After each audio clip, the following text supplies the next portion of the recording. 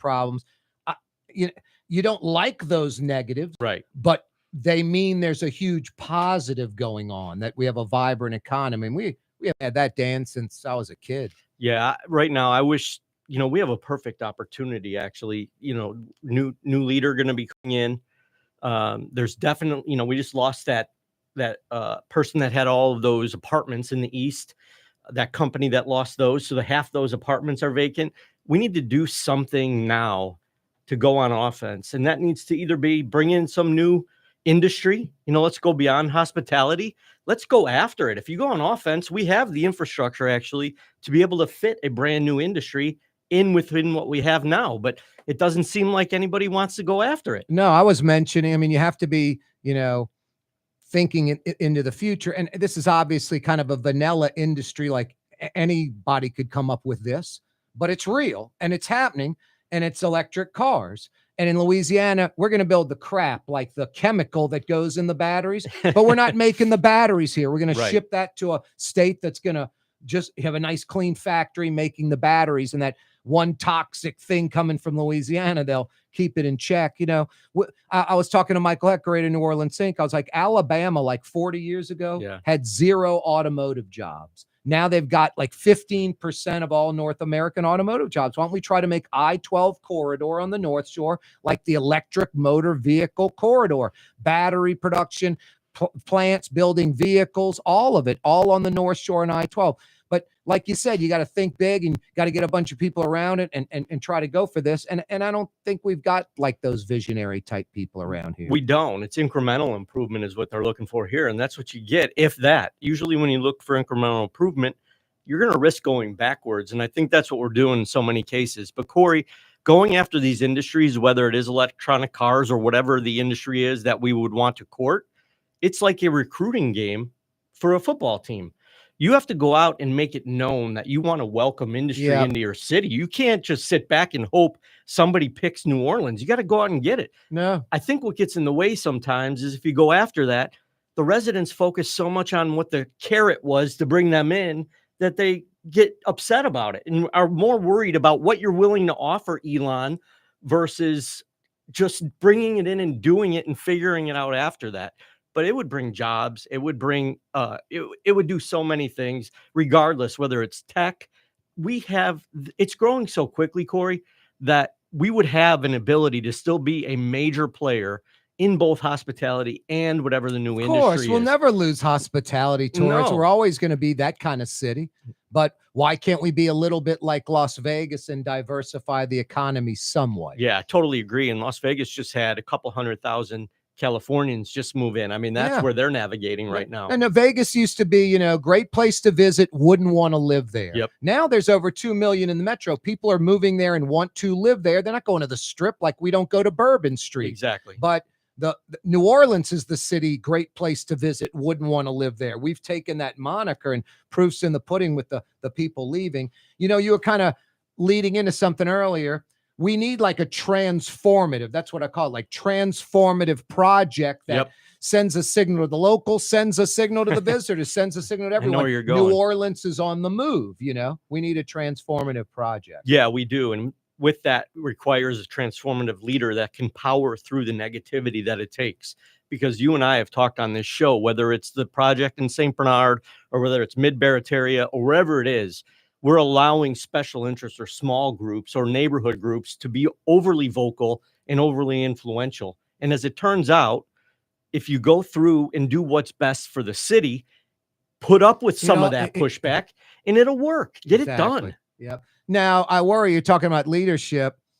I mean, and this is another topic we'll hit in a little while. I don't want to get in on the specific topic, but Sheriff Susan Hudson, all these people running for mayor, leaders in town. Have you seen one public official asking for her resignation? No, it's a joke.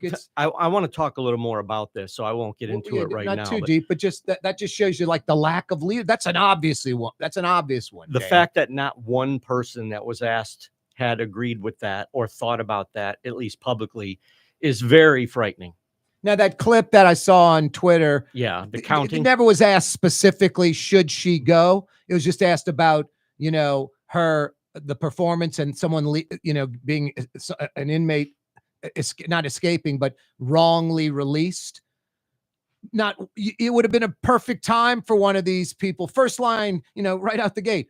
It's time for this sheriff to resign. Yeah. At the very least, this sheriff should not be running again. That would have been the right way to approach it. And I thought would have been a huge momentum builder for that candidate. And they all ran from it like it's more important to sort of pseudo defend that candidate. I mean, it's mind blowing. It is mind blowing. And unfortunately, not one person took the other side. And again, I'm less and less surprised nowadays on things like that. Yeah, and more frustrated. It's, yeah. It's just always trying to align with something that won't damage you as a politician. That will get you only so far. Hey, Dan, speaking of transformative, I think the airport pseudo transformative. I like the building. I wish it stood out where you could see it from afar, like no one can see it really. But that's not here nor there. The going in and out, it's a world-class airport. It's gotten good marks. They're already talking about expanding it.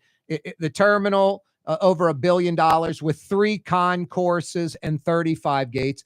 It's designed to add a 4th concourse, kind of going due east. That would be another 15 gates. They'll have 50 gates total. It's great. And I hope we need it and continue to grow. That's looking 5 years ahead was what that study said. And it's good to see. It says it's going to go from 6 million to 9 million people coming through there. I think that was the departures. Departure. That's what it was. Locals departing. That's right. So that's a pretty big increase.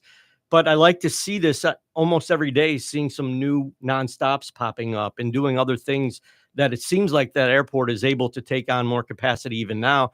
But it's a pleasure to walk through there. I travel quite a bit, and it's something that I'm really proud of as a member of this city. When people come to visit, they're surprised, and they're pleasantly surprised. Yeah. No, exactly. They were talking about a second terminal, maybe. Yeah. Kind of on that tarmac that's a little west of the existing airport with a couple of more concourses. So, no, we're all for that. And your old gig at Harris, Caesars, anytime a new nonstop coming in, that had to pump you guys up. It was unbelievable. We would try to push for it. So we'd actually be a part of the meetings with the airport organization, the whole hierarchy over there, to sit in there and let them know how we would support it. We would show them our figures of people coming into town from those cities and give them a little bit more confidence that they could take a shot on that type of a nonstop.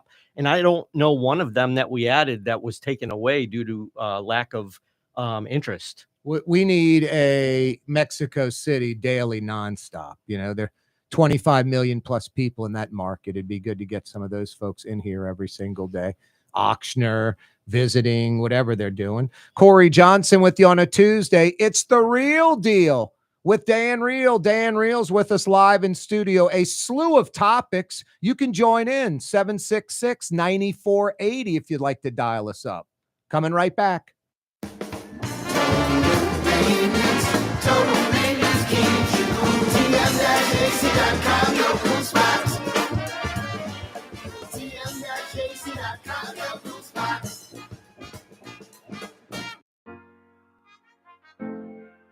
Here at the NOLA Coalition, we love our kids and we love our city. The people of New Orleans are standing together for a better future. By harnessing our collective resources, the NOLA Coalition will create a safer, more prosperous city for all residents. Your support is needed to help reduce violence, invest in our children, and drive generational change. Join now at nolacoalition.info.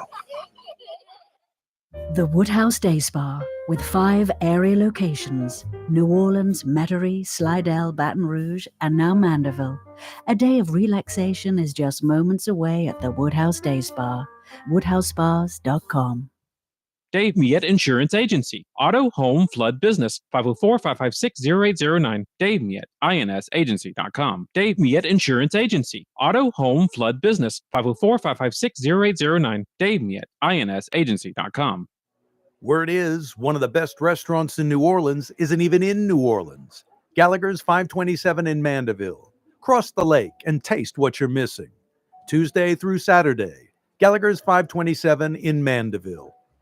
Young's Dry Cleaning has free pickup and delivery. That's right. Young's Dry Cleaning has absolutely free pickup and delivery. Home or office, East Bank or West Bank. Call Young's at 288-8381 or online at youngsdrycleaning.com. Trey Yen in Mandeville, a New Orleans tradition for over 40 years, serving the finest Louisiana-inspired Chinese cuisine. Open Tuesday through Sunday. Trey Yen. Why wear the same old glasses that everyone else is wearing? Stand out from the crowd. Come to Art and Eyes. Art and Eyes is not your typical eyeglasses store. It's one of the finest eyewear shops in the country, right here in New Orleans, with precision-engineered prescription lenses and gorgeous high-quality frames from the heart of Europe, Japan, and the United States. Our products are thoughtfully curated, and our staff are here to help you find exactly the right frames. Art and Eyes on Magazine, as unique as you.